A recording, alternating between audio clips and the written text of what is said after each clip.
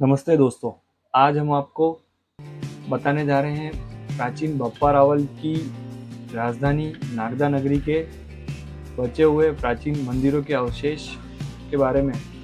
भाग प्रथम में हमने आपको अद्भुत जी, वाघेला तालाब और पहाड़ी पर बने हुए नीमच माता और कुछ खंडित और खंडहर मंदिरों के अवशेषों को दिखाया था। आज हम दिखाने वाले हैं सास बहू के प्रसिद्ध मंदिर, जो कि विष्णु के मंदिर थे। यह मंदिर 10वीं 11वीं सदी में बने हैं। ये दोनों श्वेत पत्थर के चौकोर चबूतरे पर बने हैं, जो 140 फुट लंबा है। इसका प्रवेश द्वार एक तोरण के रूप में निर्मित है। सास के मंदिर का शिखर ईंटों का बना हुआ है और शेष मंदिर संगमरमर का बना हुआ है। ये विशाल संगमरमर के पत्थर इतने सुदृढ़ रूप से जुड़े हुए हैं कि सैकड़ों वर्षों के बाद आज भी अड़िग हैं। शिखर अब जीर्ण शीर्ण अवस्था में है, लेकिन सास के मंदिर के स्तंभ, उन पर उत्कीर्ण शिलापट एवं मूर्तियां सभी शिल्प के उत्कृष्ट उदाहरण हैं। मंदिर के बाहरी भाग में भी सुंदर मूर्तिकारी प्रदर्शित है। पूर्वी व दक्षिणी भागों में कई प्रकार की चित्र और जालियां बनी हैं, जिनसे सूर्य का प्रकाश छनकर अंदर पहुंचता है। इसके विशाल सभा मंडप हैं और अद्भुत शिल्पकारी से संपन्न है। इसकी छत में एक वृहत कमल पुष्प उकेरा हुआ है और जिसकी विकसित पंखुड़ियों पर 4 नर्तकियां नृत्य मुद्रा में प्रदर्शित हैं। यह मूर्तियां, जिनकी बारीक नक्काशी आप देख रहे हैं, यह सभी संगमरमर से बनी हुई है। यह जालियां, यह झरोखे, जिन पर उत्कीर्ण बारीक मूर्तिकला, बारीक मूर्तियां, ये सभी संगमरमर है और लगभग 1000 वर्षों से आज भी खड़े हुए हैं। जब 12वीं सदी में इल्तुतमिश ने नागदा पर आक्रमण किया था, उस समय उसने इन मंदिरों को भी हानि पहुंचाई थी और इस नागदा नगरी को बिल्कुल नष्ट भ्रष्ट कर दिया।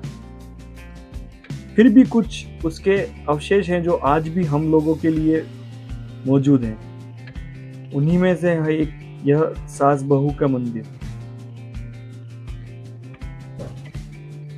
बहुत ही सुंदर और बहुत ही शानदार। इन मूर्तियों पर कई पर रास व भजन मंडलियों के दृश्य भी दिखाए गए हैं। नारी सौंदर्य के अप्रतिम मूर्ति चित्र केवल उच्च कला के ही नहीं, वरन उस समय के समाज को भी प्रदर्शित करते हैं। मंदिर में मुख्यतः विष्णु, शिव, गरुड़ आदि की मूर्तियां बनी हुई है। दोनों मंदिरों के शिखर पूर्णतया टूट चुके हैं।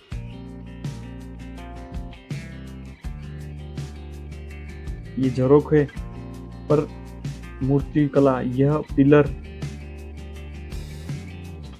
बिल्कुल अच्छे तरीके से, बहुत बारीक तरीके से मूर्तियां बनाई हुई है और उनकी भाव गरिमा ऐसी दिखती है जैसे हूबहू हो लटपट।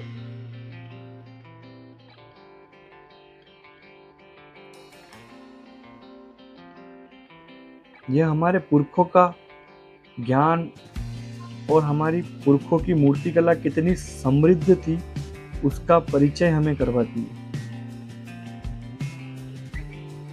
बहुत ही सुंदर। मैं जब इस मंदिर में गया तो मुझे अपनी आंखों पर विश्वास नहीं हुआ कि इतनी शानदार तरीके से बारीक नक्काशी, यह ऊपर कमल बना हुआ, यह अभी तक तो हम इस मंदिर का दरवाजा ही देख रहे हैं। अब हम इसके अंदर प्रवेश करते हैं। यहाँ अंदर एक मंडप बना हुआ है। यह मंडप चारों तरफ से बना हुआ, ऐसा लगता है कि अंदर एक बिल्कुल मंडप बना रखा है, बिल्कुल पिलर्स के थ्रू।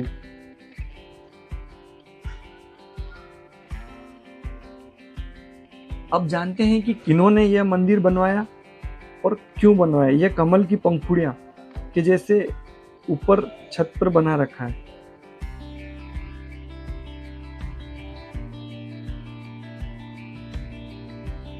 यह मूर्तिकला के बेहद उत्कृष्ट नमूने हैं। यह मंदिर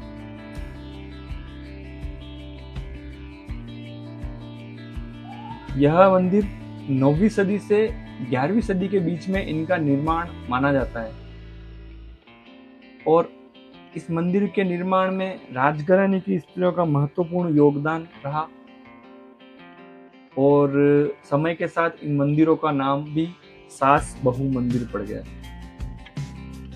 तो आइए जानते हैं कि सास और बहू क्यों कहते हैं। तो रावल भट्टभट्ट की रानी महालक्ष्मी व उनके पुत्र रावल अल्लट की रानी हरिया देवी, वो दोनों सास बहू की अवधारणा रखी है।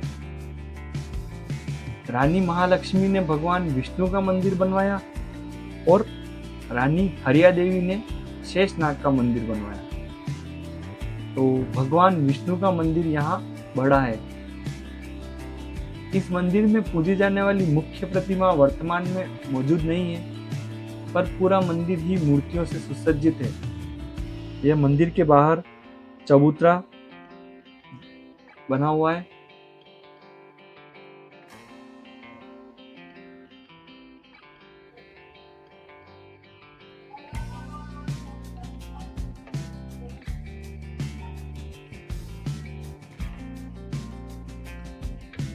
यह एक शक्ति का मंदिर बना हुआ है मंदिर के बाहर।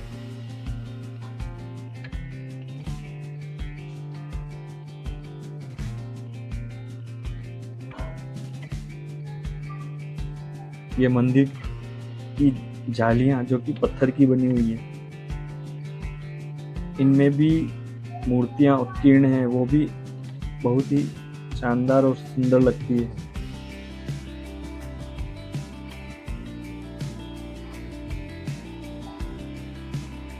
इन मंदिरों के बाहर के भाग पर भी श्रृंगार रथ, नर और नारियों का अंकन किया गया है मूर्तिकला में। ये देखिए मंदिर के बाहरी भाग पर मूर्तिकला ये है। यह दूसरा मंदिर जो कि शेषनाग का बताया जाता है। तो दो मंदिर हो गए, भगवान विष्णु और दूसरा शेषनाग का। बहू ने बनवाया वो शेषनाग का और जो सास ने बनवाया वो भगवान विष्णु का। मंदिर पंचायतन शैली में बने हुए हैं। बाहर बलराम जी की मूर्ति लगी हुई है, गरुड़ की मूर्ति भी बनी हुई है